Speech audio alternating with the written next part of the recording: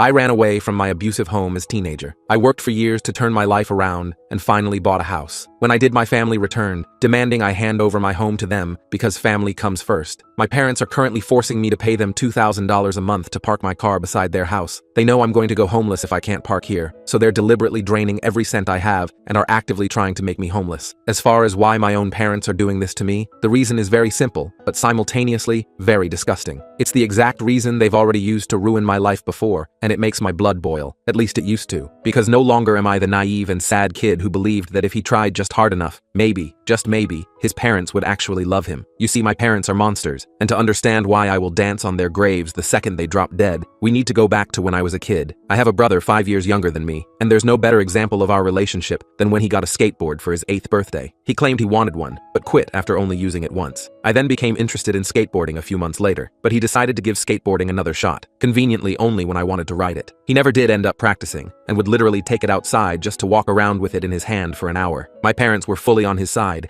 saying that him wanting to use it at the same time as me was not ill will on his part, but just coincidence. That one example perfectly illustrates my childhood. In fact, my parents' favoritism was so bad, my extended family members got involved by accident. My grandmother noticed my bruises and my ragged clothes whenever I came to visit her, all whilst my brother wore designer by 10 and had not a scratch on him. My grandmother was badass, and I remember she slapped my dad because of his favoritism, warning him that she'd whip them into shape herself if he didn't cut it out. Things were better after that, until 3 months later when my dad conveniently got a job opportunity he couldn't pass up, halfway across the country. When that happened, I started lashing out. I began yelling at my parents that I hated them, that I wished they and my brother were dead. My mom slapped me and told me to apologize to him for speaking about him like that. I was furious, and later that same day, I did the thing that started this whole mess. My brother was on the phone with grandma, lying through his teeth about how I, yes me, was doing so better, and I just started yelling, "Grandma, he's lying, don't listen to him please, they're still hitting." Click. My brother hung up the phone and went to tell my parents. He lied, and even told them I tried to wrestle the phone out of his hand. That night, my mom and dad laid hands on me like never before. I was used to a bruise here or there,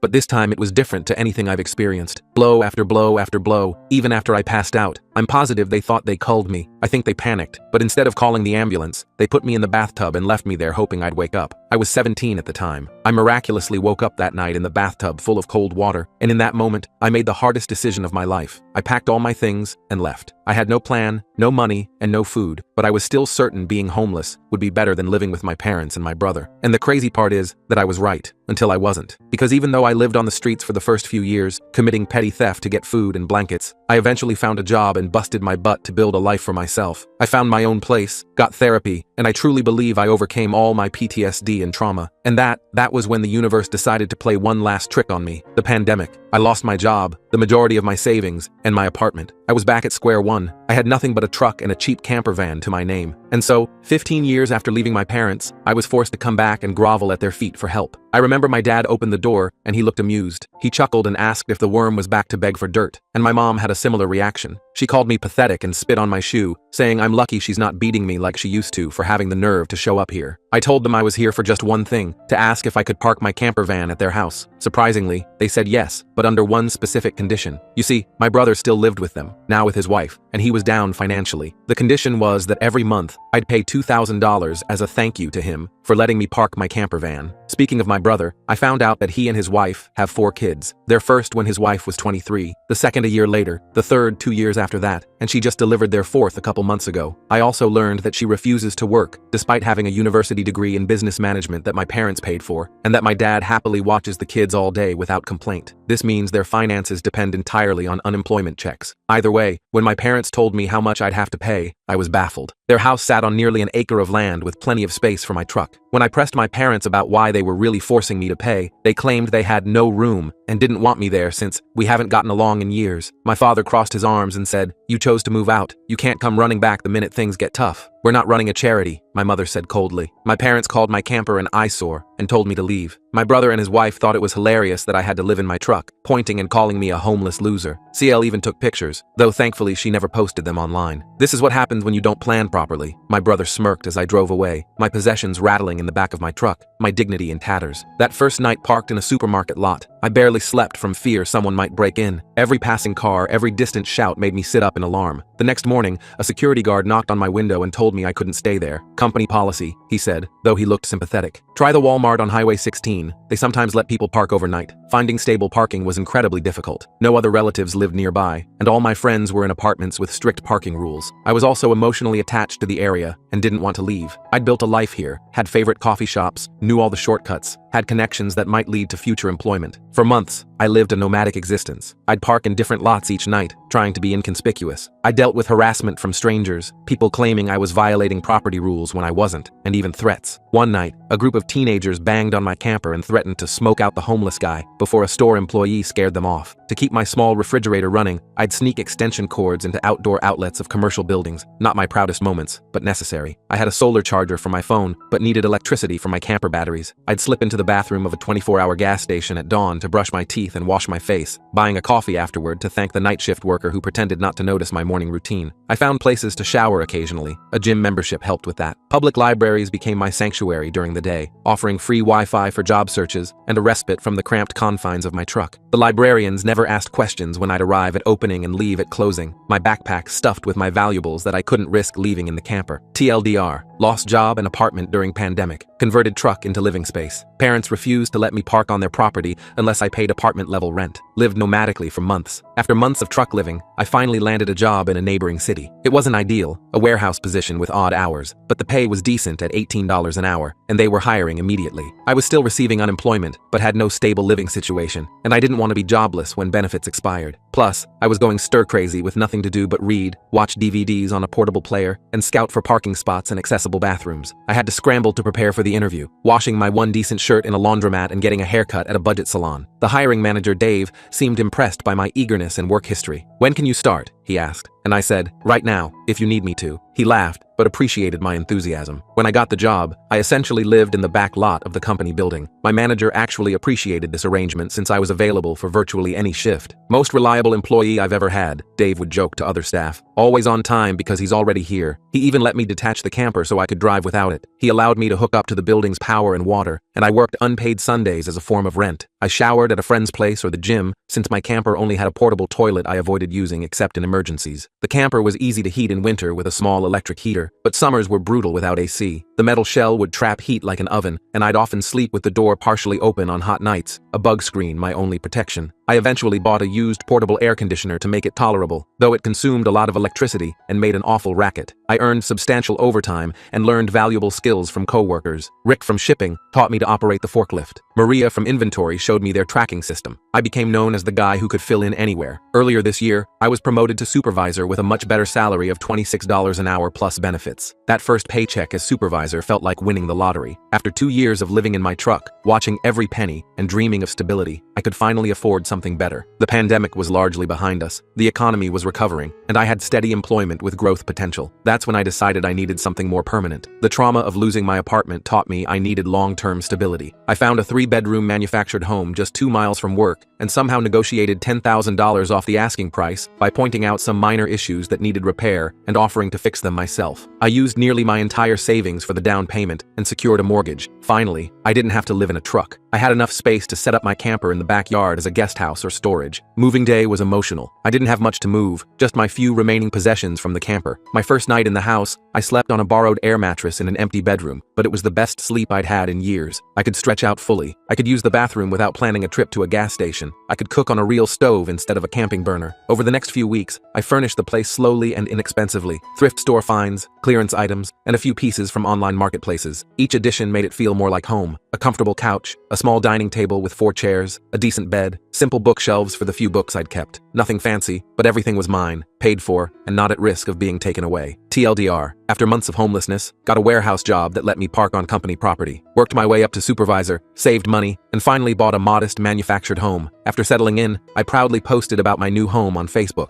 Nothing fancy, just a simple post. After 2 years of living in my truck camper, I finally have a real home again. Hard work and perseverance paid off. I included a few photos of the exterior and my sparsely furnished living room. The post got lots of supportive comments and congratulations. Big mistake. A few weeks later, my parents, my brother, and his family showed up completely unannounced. I never gave them my address, so they must have either stalked me or gotten it from someone else. I suspect my cousin inadvertently leaked it when he asked for my address to send a housewarming gift. It was a Sunday afternoon, and I was enjoying the simple pleasure of watching a football game on my newly purchased secondhand TV when the doorbell rang repeatedly. Opening the door revealed my entire family standing there, with forced smiles that didn't reach their eyes. "Surprise!" my mother exclaimed with false cheerfulness. "We thought we'd come see your new place." Before I could even respond, they pushed past me and entered my home without being invited. My father grunted a greeting as he passed, while my brother's children immediately scattered throughout the house, their shoes still on, tracking dirt across my clean floors. They barged in like they owned the place and started exploring every room. My sister-in-law kept flashing this creepy smirk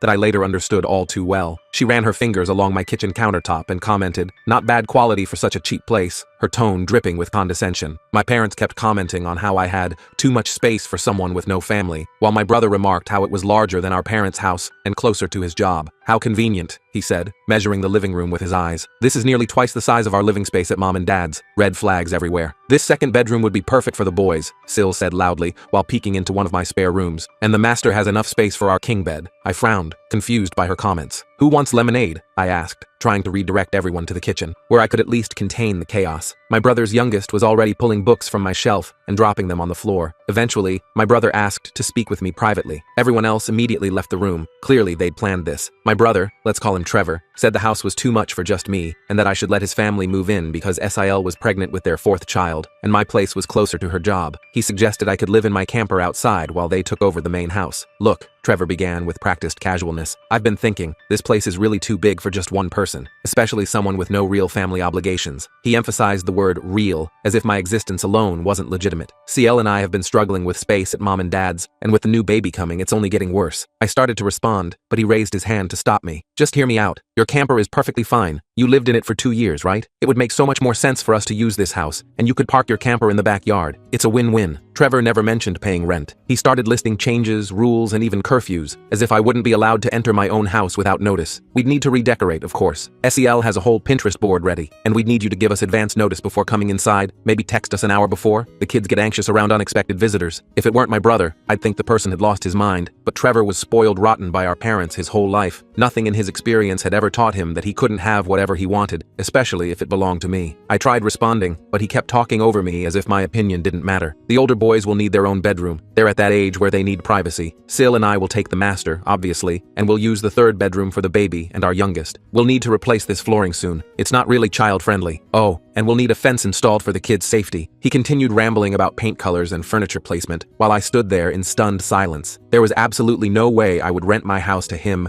or his obnoxious SIL. I've seen similar situations in online videos, but never imagined experiencing it myself. I discreetly started recording on my phone. Trevor didn't notice or care and continued ranting about why he deserved my house, then extended his hand like we had an agreement. "So, when can we start moving in? This weekend would be ideal. CL already gave notice at work since this place is too far from her current position." That's when I finally found my backbone and shouted, "Hell no!" Trevor stumbled backward in shock. I'd rarely raised my voice to him because our parents always punished me for it. But this was my house, not theirs. I stood up and told him my property wasn't available for takeover, and it wasn't my fault he kept having kids and couldn't afford to move out of our parents' place. "Are you serious right now?" I continued. "You show up unannounced, barge into my home that I worked years to afford, and then suggest I should just hand it over to you and live in my truck again? Have you completely lost your mind?" Trevor got right in my face and said I didn't deserve the house, and he needed a better place for his family. "You don't understand what it's like to have real responsibilities," he hissed. "You've only ever had to think about yourself. Meanwhile, we're raising 4 children in a cramped space with no privacy." I laughed and said that was complete nonsense. I worked hard for this house. I lived in a truck for 2 years. I worked overtime every week, saved every penny, and finally bought this place with my own money. "Your lack of planning doesn't constitute an emergency on my part." He started yelling that I had no spouse or children, so I didn't need the space. "What do you even need 3 bedrooms for? To store your comic books? We have actual human beings who need rooms." I pointed out he never even offered rent, meaning I'd be covering the entire mortgage without being allowed to live in my own home. "So you expect expect me to pay for this house while living in my camper,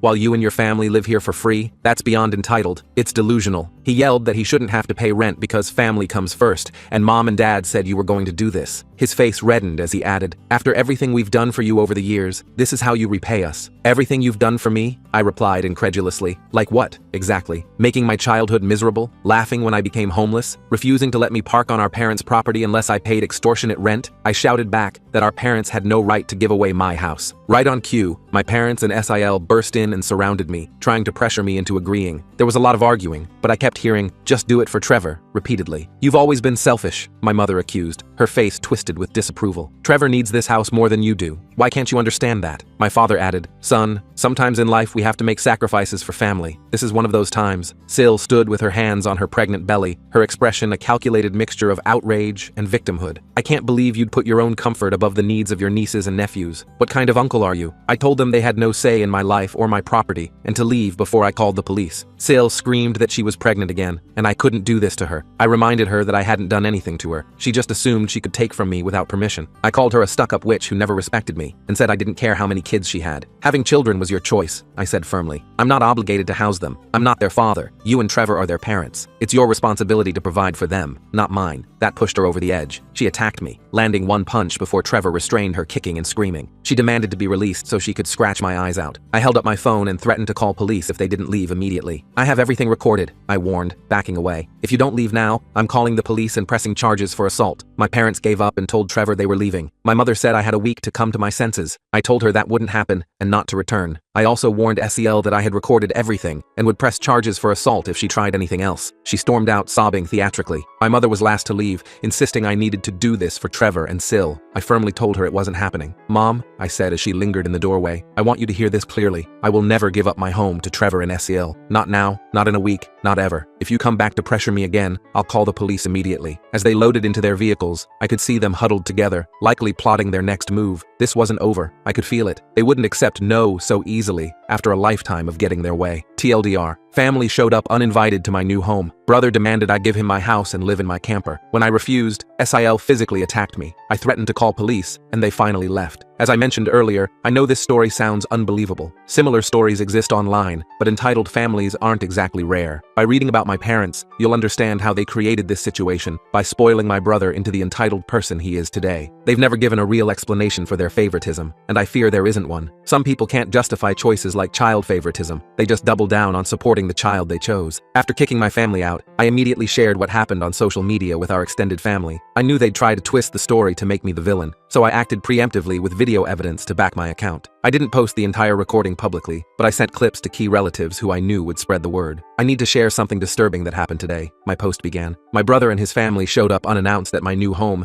and demanded I give it to them while I live in my camper outside. When I refused, SIL physically attacked me. I have video evidence of their behavior that I'm willing to share privately. I included a short clip of SIL's attack and my brother insisting I should give them my house. This worked brilliantly. Many relatives took my side immediately. My cousin Melissa called within minutes of my post. "I always knew there was something wrong with how they treated you," she said. "This is beyond belief." My uncle Jack commented publicly, "This is disgraceful behavior." My brother's name. "You should be ashamed of yourself." My parents, my brother, and SEL had a few supporters, but not many. My mother's sister thought I was being uncharitable and should find it in my heart to help family. My father's brother suggested a compromise where I could rent the house to my brother while I found another place, but most already knew how entitled they were. My grandmother called me in tears. "I'm so sorry," she said. "I always suspected they weren't treating you right, but I had no idea it was this bad. You don't owe them anything." Someone called me ranting that I was a horrible sibling who needed to make way for a real family. I hung up and blocked the number. Later, I discovered it was one of my mother's friends who had only heard their distorted version of events. A week later, my parents and Trevor showed up at my doorstep as threatened. They rang incessantly and pounded on the door until I answered through a crack, protected by security chains I'd installed. They tried forcing their way in, but I warned them I was recording and would call police if they attempted entry again. "This is harassment," I said loudly, making sure my phone captured everything. "You were told not to return. If you don't leave immediately, I'm calling the police." My mother switched to her sickeningly sweet tone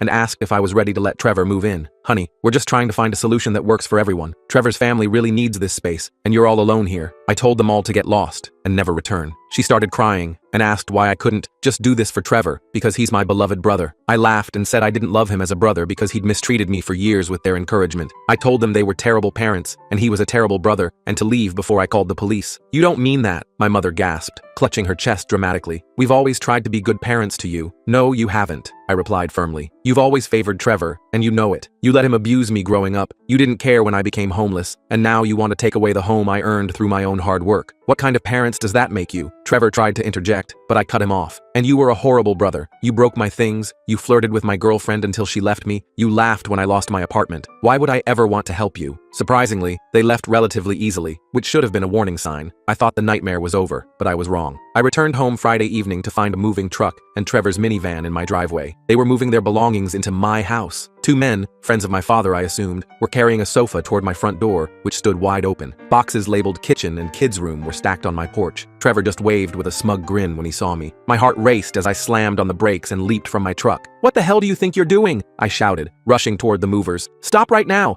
This is my house, and I haven't given anyone permission to move in." I demanded they stop, but SIL smugly said they were moving in regardless. With a condescending head tilt and puckered lips, she said, "It's okay, because your mommy allowed it. You should always listen to what your mommy tells you." "My mother has no authority over my property," I replied, trying to keep my voice steady despite my rage. "This is breaking and entering. You need to leave immediately." Sil laughed and signaled to the movers to continue. "We're family, so it's not breaking and entering. Besides, your parents said it was fine." Seething with rage, I locked myself in my truck and called the police. When they realized what I was doing, Sil pounded on my window, screaming that I couldn't do this because she and Trevor needed the house. She wailed, "Why can't you just do this for Trevor?" I shouted back, "Fuck Trevor, it's my house, not his." She threatened to key my truck unless I stopped calling, which the 911 operator heard through my partially open window. I warned her I'd sue if she damaged my vehicle, and she retreated. "911, what's your emergency?" the operator asked. "My brother and his family are breaking into my house and moving their belongings in without my permission," I explained, my voice shaking with anger. "I need police here immediately. They've broken in and are refusing to leave." "Are they armed or threatening you?" the operator asked. "My sister-in-law just threatened to vandalize my vehicle if I don't let them stay," I replied. "She's extremely aggressive and has assaulted me before." When police arrived, Trevor, SIL, and their kids had locked themselves inside my house. I explained the situation and showed my driver's license with my current address. "This is my property," I told the officers. "I have the deed and mortgage documents inside. They showed up while I was at work and broke in." One officer, a tall man with a weathered face, nodded. "Let's go talk to them." When we approached the front door, I discovered they'd changed the lock. The drilled-out original lock and the Harbor Freight drill they'd used were still sitting on the porch. Could they have left more evidence? "Look at this," I said, pointing to the destroyed lock cylinder. "They actually drilled out my lock and replaced it." The second officer, a younger woman, picked up the drill with a gloved hand. "That's definitely breaking and entering," she confirmed, shaking her head in disbelief. My parents arrived while I was talking to the officers. They immediately lied, claiming I'd agreed to rent my house to Trevor's family. "There's been a terrible misunderstanding," my mother insisted, her voice quavering with false sincerity. "My son agreed to let his brother's family move in. He's just having second thoughts now." I said that was easily disprovable. I never agreed to any such arrangement. I explicitly told them multiple times they could not move in. I have videos of our previous confrontations where I clearly stated they were not welcome here. The female officer asked if I had documentation proving ownership. "My mortgage papers and deed are inside the house, which I can't access because they've changed the locks," I explained. "But you can verify my identity matches the property records." Trevor and Sil finally emerged with papers in hand, looking absurdly smug. Trevor's youngest clung to his leg, crying dramatically on cue. "We have a rental agreement," Trevor announced triumphantly, waving a document. They'd actually printed a fake rental agreement with a forged signature that looked nothing like mine. The agreement stated they would pay $300 monthly for the entire house while I lived in the camper, an absurdly low amount that wouldn't even cover a quarter of my mortgage. I informed them this was blatant fraud that could be easily proven and result in jail time, potential job loss for Trevor, and a lawsuit for any damage to my property. I also threatened to call Child Protective Services. "What kind of example are you setting for your children?" I asked loudly. "Breaking into someone's home, forging documents, teaching them that they can take whatever they want? Do you think CPS would approve of that parenting?" Trevor went pale with fear, but my mother stepped between us, insisting I should just live in the camper so they could finally have a family home. I yelled that if she thought it was such a good idea, she could give Trevor her house instead. "Why don't you move into a camper in your backyard and let Trevor have your house?" I challenged. "If it's such a reasonable arrangement, surely you wouldn't mind doing it yourself." My mother sputtered. "That's different. We've lived in our home for 30 years, and I've worked for 2 years to get this home," I countered. "What makes his needs more important than mine?" The police separated us, and I loudly detailed their crimes: breaking in by drilling my lock, forging documents, and assault, which I had on video. These were felonies I could ruin their lives with, and the only reason I hadn't was for the kids' sake. I gave them one chance to leave. The male officer spoke firmly to my family. "This is clearly this gentleman's residence. You need to remove your belongings immediately and vacate the premises. The alternative is arrests for breaking and entering, forgery, and criminal trespass. Finally realizing they couldn't force me, my mother surrendered and agreed to end this. She spoke quietly with SIL, who instantly began sobbing dramatically while tearing the fake rental agreement into confetti until an officer ordered her to pick up the litter. "Don't destroy that," the female officer said sharply. "That's evidence of attempted fraud." Sil reluctantly gathered the torn pieces, her mascara running down her cheeks. "This isn't fair," she whimpered. "We need this house more than he does." The officers looked completely done with the situation. Trevor began instructing his kids to reload the truck while they cried. The oldest complained he wouldn't get his own room now. "But Dad, you promised I wouldn't have to share with the baby anymore." They gathered in a clearly rehearsed group pose with quivering lips, SIL rubbing her pregnant belly, and Trevor making the saddest face possible while pleading, "Please don't do this. We need to live here." I remained firm and told them to keep packing. The children and SIL escalated their crying, and Trevor shouted, "Are you satisfied with yourself? You've denied us a home because you're too selfish to share and help out family." I burst out laughing and explained that what he wanted wasn't sharing but taking, and no amount of crying would change my mind because he wasn't my brother anymore, just an entitled brat who thought he could take whatever he wanted from me, like when we were kids. "This isn't sharing," I said clearly, for the benefit of the officers and anyone else listening. "Sharing would mean we both get something. What you wanted was to take my entire house while I live in a camper and still pay the mortgage. That's not sharing, that's theft." Trevor cursed at me until the police threatened to arrest him regardless of whether I pressed charges. I asked the officers to stay until everyone left, and they agreed. More patrol cars arrived, giving my family extra motivation to hurry. Watching them pack was surreal. They'd brought nearly everything they owned, clearly planning to move in permanently. Beds, dressers, toys, kitchen appliances, even photo albums and wall decor. They genuinely believed they could just take over my home without consequences. I demanded Trevor give me the keys to my new lock. He threw them down the street into a storm drain, but an officer made him retrieve them, getting filthy in the process. He slammed them into my hand with a glare. "I hope you're happy," he hissed. "My children will still be crammed into one room because of you." I ordered them all to leave and never return. My mother threatened to disown me, as if that would hurt me. I sarcastically replied, "Oh no, that means I won't get to come to holidays where you treat me like garbage anyway. If Trevor ever needs an organ donor, I wouldn't give him a toenail clipping. So do what you always told me to do. Suck it up." My parents looked stunned, with the officers visibly judging them. If you want to expose toxic parents, confront them in front of law enforcement when they can't retaliate. My mother sobbed while walking away. My father looked like he wanted to hit me, and Trevor just held his defeated children. Sael was having a tantrum on my front lawn. "This isn't over," she shrieked, stomping her foot like a toddler. "You can't keep doing this to us." "I haven't done anything to you," I replied calmly. "You've done this to yourselves." They quickly loaded everything back into the truck. Throughout the process, my mother kept trying to negotiate, saying Trevor could pay rent, or I could move back with them while Trevor rented my house. I told her to shut up and keep packing because I wanted nothing to do with any of them after how they treated me growing up. Before they left, I unleashed years of bottled frustration, calling out everything they'd done to me while the officers witnessed. I highlighted how they wouldn't even let me park my camper when I was homeless, but now wanted to kick me out of my own house so Trevor could live rent-free. The officers' expressions grew increasingly judgmental. "When I was living in my truck and asked to park on your property, you demanded $850 a month," I reminded them. "You called my camper an eyesore and laughed at my situation, but now you think I should give up my entire house and still live in that same camper? The hypocrisy is astounding." I publicly demanded to know what I'd ever done besides being born to deserve such treatment, why they wanted to snatch my success away the moment I achieved it. I told them I owed them nothing and would never ask anything from them again, since I was clearly just a doormat or cash cow in their eyes. "What did I ever do to make you hate me so much?" I asked, my voice breaking slightly. "Why has it always been about Trevor and never about me? Why, the moment I finally have something good in my life, do you try to take it away?" My father turned red with embarrassment rather than anger, and my mother sobbed that she was a horrible person. I bluntly agreed. They all were. I accused them of being terrible people who would go to hell for their actions. Had I confronted them privately, they would have denied everything and blamed me, but their facade had finally crumbled. As their vehicles disappeared down the street, the female officer approached me. "I've been on the job 15 years, she said quietly, "and I've never seen anything quite like this. You might want to consider a restraining order." After they left, I immediately posted the whole incident online. My parents were too embarrassed to defend themselves this time. While family opinion had been somewhat divided before, now almost everyone sided with me. Those who didn't simply remained neutral. No one believed the "we did it for Trevor" excuse anymore. My Aunt Laura, who had initially supported them, called to apologize. "I had no idea it was this bad," she admitted. "I'm so sorry I didn't believe you before." Surprisingly, neither my brother nor SAL blocked me on social media. SIL delivered her fourth baby in November, and they're still living with my parents. She posts passive-aggressive complaints about not having enough space every few weeks, obviously trying to guilt me. One particularly pointed post read, "Some people have 3-bedroom houses all to themselves, while families of 6 are crammed into tiny spaces. Funny how selfish the world has become." No one engaged with it except to ask why she didn't get her own place. I'm sure my parents are going crazy with 3 rowdy kids, an unstable SIL, my entitled brother, and a newborn, all under one roof. Maybe they should move into a camper in their backyard and let Trevor take over their house. They could do that for Trevor. TLDR, I shared what happened with extended family. A week later, my family tried again to take my house. When I wasn't home, they broke in, changed locks, and moved their stuff in. Police made them leave. Almost all relatives now support me. For those asking about security cameras, I'll install them when I can afford it. I'm still recovering financially from buying the house last year. I did replace all the locks with higher security versions that can't be easily drilled out. I also reinforced the door frames and added those security bars that brace against the floor. It's not a perfect solution, but it's better than nothing until I can afford a proper security system. Many of you suggested I should have had my brother and SIL arrested. The only reason I didn't was because their children need them, and Trevor would likely lose his job, leaving the family without income.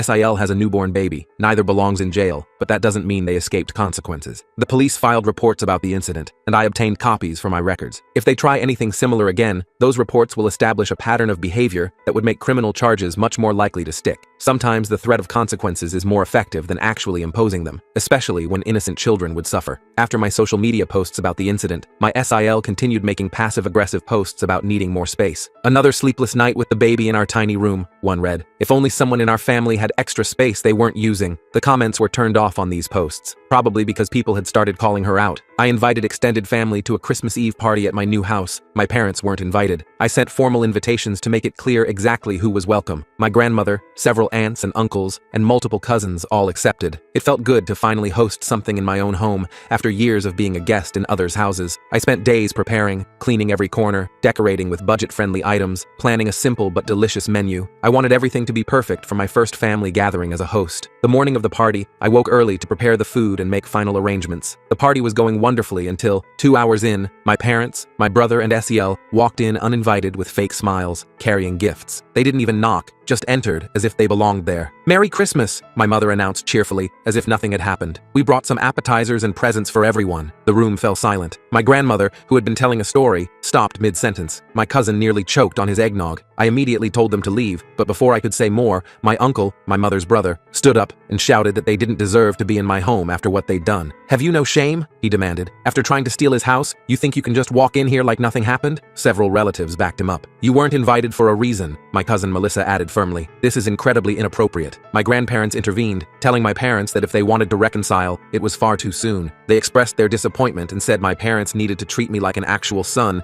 if they ever wanted a relationship again. They told Trevor and Esil to stop the nonsense about my house. It would never become their home. "I've been quiet about this for too long," my grandmother said, her voice quavering with emotion. "You've always favored Trevor, and I've watched how it's hurt this boy his entire life. What you tried to do with his house was the last straw. You should be ashamed of yourselves." Sil threw another tantrum, crying that she should be living here instead of me, since she had 4 children needing space while I had no family. I couldn't resist pointing out that she was a terrible mother who let my dad handle most childcare while she drank, played on her phone, or spent Trevor's money. I even joked her baby would get drunk from breast milk, which admittedly went too far. "I apologize for that comment," I said immediately, noticing the shocked expressions. "That was inappropriate, but everything else I said is true. Dad watches your kids more than you do, Esil. Everyone knows it." Trevor's 7-year-old son started kicking and screaming at me, saying his dad told him I was the bad guy who made him cry and wouldn't let them live here. "You're mean," he shouted, his little face red with anger. "Dad says you have too much house and don't need it." Trevor pulled him away, but the rest of my relatives joined in with a family intervention against them. My Aunt Carol, usually the peacekeeper, spoke up. "Using your children as emotional weapons is despicable," she told Trevor. "Teaching them that they're entitled to take what isn't theirs is terrible parenting." Everyone was crying. CL, the baby, the children, and even Trevor nearly broke down from the verbal lashing. He just sat on my shoe ottoman looking completely broken, unable to make eye contact. They all left in defeat, and we resumed the party without mentioning what happened. Since most adults had been drinking, everyone stayed overnight. Some even slept in my camper. They were amazed I'd lived in it for 2 years and had many questions about the experience. "I can't believe you managed in such a small space for so long," my cousin remarked while examining the camper the next morning. "I'd have gone crazy after a week." "You adapt," I explained. "After a while it becomes normal. You learn to live with less, to organize efficiently. It wasn't ideal, but it taught me a lot about what I really need versus what I just want." After the holidays, SEL finally stopped posting about me and deleted her previous complaints. In January, she briefly posted about trying to convince my parents to get a camper so Trevor's family could have their entire house, but my parents firmly refused to be pushed out of their own home. "Some people understand the importance of family and sacrifice," she wrote cryptically. "Others clearly don't." She quickly removed the post and has barely posted since. Trevor can't afford to move out on just his salary, and SIL has realized no one's listening to her complaints anymore. Life has calmed down for me. I've invited friends over for poker nights despite being terrible at the game. "I'm just happy to have a place where we can all gather," I told them, dealing another terrible hand. "The company matters more than winning. I've rented out 2 bedrooms to friends, which helps cover my mortgage. They're respectful roommates who appreciate having a decent place to live at a fair price. We share cooking duties and have movie nights in the living room. It's the healthy, functional household I never had growing up. Sael freaked out when she found out, and my mother cried about how I could have rented those rooms to Trevor's family instead. I reminded her they broke into my house, and there wasn't enough space for all of us anyway. You'd rather have strangers in your home than your own flesh and blood? My mother sobbed during a rare phone call. I'd rather have respectful roommates who pay rent and don't try to steal my house, I replied calmly. And they're not strangers. They're my friends. My parents haven't bothered me about the house since then. I'm doing well. My parents and Trevor, not so much. It turns out SEL is worse than I thought. Trevor's youngest child isn't actually his. CL had an affair, something a few commenters predicted months ago. The truth came out when the baby's features became more distinct, and he didn't resemble Trevor or any of the other children. A DNA test confirmed what many had suspected. She's been kicked out of the family, and Trevor recently finalized the divorce, which went in his favor since we live in an at-fault state. Trevor successfully removed his name from the baby's birth certificate. After the Christmas confrontation, my parents and Trevor finally stopped listening to SIL. They've started attending church, perhaps because I said they'd go to hell for their actions. My parents even came to personally apologize after seeing animated videos of my previous posts online. They acknowledged their narcissism and admitted to wronging me terribly. We've been terrible parents to you, my mother admitted, her eyes downcast. We can't undo the past, but we want you to know we recognize our failures. My father, always a man of few words, simply said, "I'm sorry, son. I was wrong." I appreciated their apology, but maintained my boundaries. "Thank you for acknowledging what happened," I replied. "It means something to hear you admit it, but rebuilding trust will take time, if it happens at all." Trevor and Esil's marriage collapsed spectacularly. Without me as a scapegoat and after public humiliation,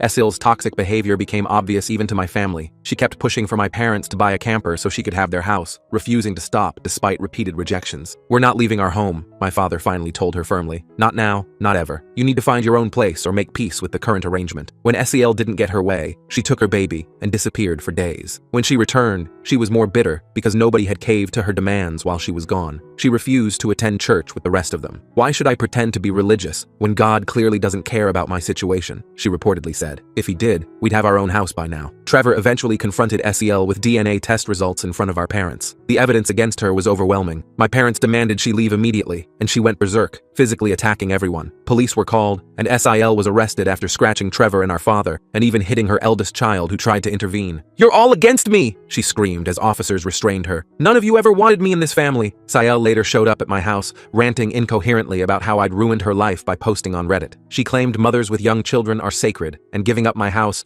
shouldn't have been too much to ask. She tried to shove me and cover my mouth, but I warned her about my doorbell camera and threatened to call police. I verbally demolished her until she retreated, telling her to stop blaming me for her own actions. "Your problems are entirely of your own making," I told her as she backed toward her car. "Your affair, your entitlement, your terrible attitude, those are all your choices. I didn't make you do any of those things." I finally filed a police report about her harassment and assaults and obtained a restraining order, which was easily granted given her unstable behavior. Trevor went through a quick divorce, with SIL's affair partner even showing up to testify for her, claiming she sought comfort with him because Trevor was incompetent. The judge shut him down, calling him a hypocrite for claiming responsibility while asking for Trevor's money. "Sir," the judge reportedly said, "you participated in destroying this family, and now you want to avoid financial responsibility? The court doesn't look kindly on such blatant self-interest." Sael ended up with partial custody, but rarely sees her children. Trevor hit the bottle hard after discovering the betrayal and showed up at my place one night looking destroyed. Despite everything, he's still my sibling, and I couldn't let him drive drunk. We spent the night playing Uno and Battleship in my camper while he processed his grief. "I don't know how I didn't see it," Trevor kept saying, shuffling the cards with trembling hands. "All the signs were there. Sometimes we don't see what we don't want to see," I replied. "You trusted her. That's not a character flaw." As dawn broke, Trevor looked at me with red-rimmed eyes. "I never thanked you for not pressing charges when we tried to take your house. You could have ruined my life, but you didn't." I shrugged. "I did it for your kids, not for you." A month later, Trevor asked to borrow my camper. He'd given up his bedroom so his 8-year-old son could finally have his own space. I agreed since it was for the children's sake. I set up the camper in my parents' backyard, and though I miss it, helping my nieces and nephew feels right. I made Trevor agree on video to be responsible for any damage or maintenance. "I promise I'll take good care of it," Trevor said solemnly in the recording, "and I'll return it whenever you ask. I'm trusting you with something important to me," I replied. "Don't make me regret it." Trevor now lives in the camper and seems okay with it. "It's actually kind of peaceful," he admitted during a rare phone conversation. "No one bothers me out here. Extended family call me the good sibling Trevor doesn't deserve." Getting rid of SIL was the first step in healing our family. While I still have little affection for my parents and Trevor after a lifetime of mistreatment, I won't let the children suffer. They've warmed up to me since SIL left, and I'm finally enjoying being an uncle. My mother handles most childcare and tries to stay on my good side. My father remains quiet around me, but is no longer hostile. I'm maintaining healthy boundaries while moving forward. Life continues to improve. I might start dating again soon. I'm not getting any younger. My roommates have become good friends, and we've established a comfortable routine in our shared home. I've even started a small garden in the backyard, something I've always wanted but never had space for while living in apartments or my truck. The camper sits in my parents' yard now, though I miss it sometimes after living in it for 2 years. It represented both my lowest point and my resilience, a reminder that I survived when everything was taken from me. Perhaps someday, I'll actually use it for proper camping, something my parents never allowed when I was growing up. Maybe next summer we could take the kids camping, I suggested to Trevor recently. Show them how to fish and build a campfire. Trevor seemed surprised by the offer but nodded. They'd like that, especially after everything they've been through. My parents, my brother, and the kids are staying clear of me, returning to acting like I don't exist, which is fine by me. If anything significant happens again, I'll update. But for now, I'm enjoying my hard-earned peace.